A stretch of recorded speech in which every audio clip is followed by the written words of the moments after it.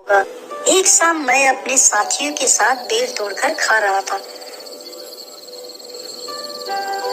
तभी गांव के पास से एक आदमी ने जोर से पुकारा कि तुम्हारे भाई बुला रहे हैं।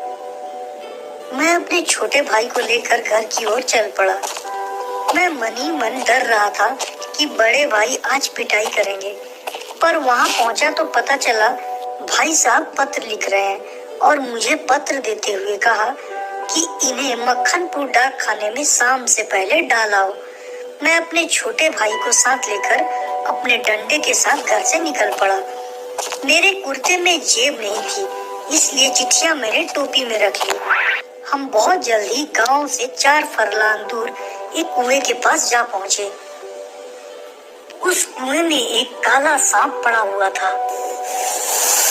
कुआं कच्चा था और 24 हाथ गहरा था। उसमें पानी नहीं था।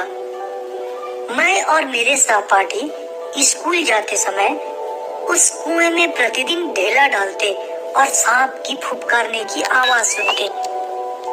आज भी मैंने ऐसा करने की सोची और एक ढेला उठाकर उछलते हुए एक हाथ से टोपी उतारते हुए सांप पर ढेला फेंका।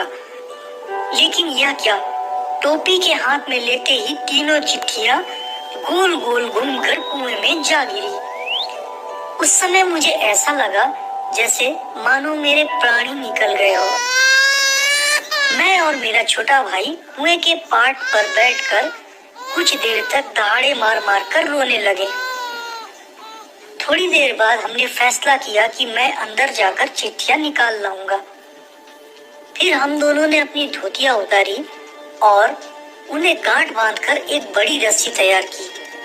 रस्सी के एक छोर पर डंडा बांधकर उसे कुएं में गिरा दिया और दूसरी छोर को एक लकड़ी से बांधकर मैंने छोटे भाई के हाथ में दे दिया। मैं धीरे धीरे कुएं में नीचे उतरने लगा। नीचे सांप फन फैलाकर बैठा हुआ था।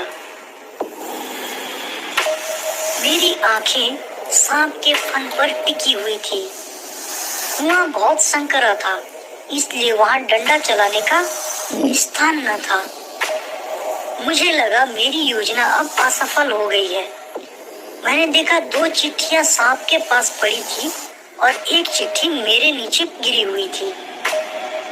क्योंकि अभी तक सांप ने कोई हमला नहीं किया था, इसलिए मैंने भी डंडे से सांप के फन को दबाने का कोई प्रयास नहीं किया।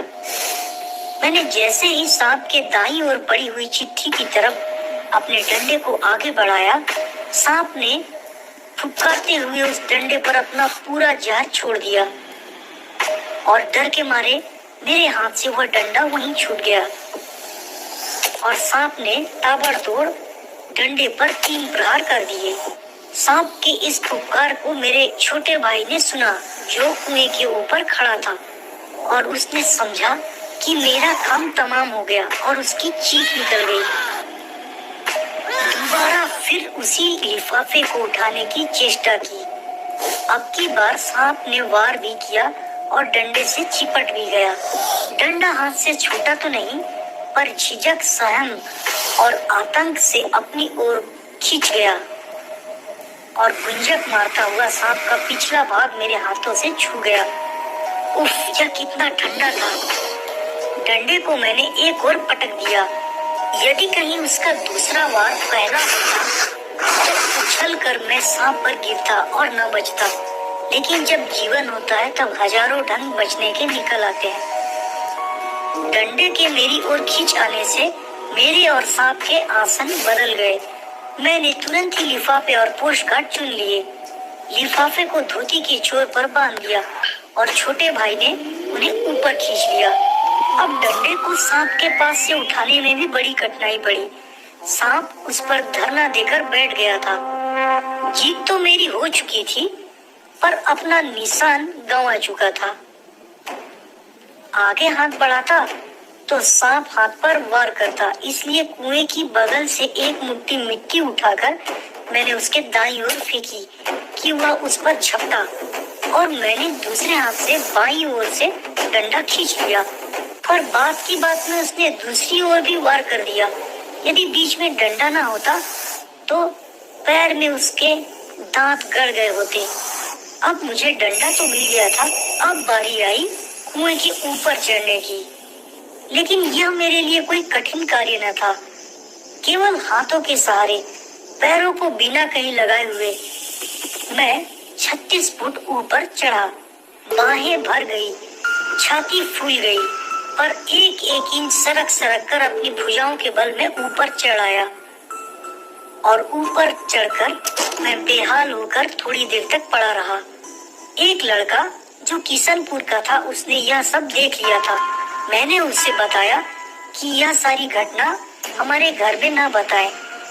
सन 1915 में मैट्रिक की परीक्षा पास करने के पश्चात मैंने यह कहानी अपने माँ को सुनाई और सजल नेत्रों से माँ ने मुझे अपनी गोद में ऐसे बिठा लिया जैसे चिड़िया अपने बच्चे को डहने में छिपा लेती है।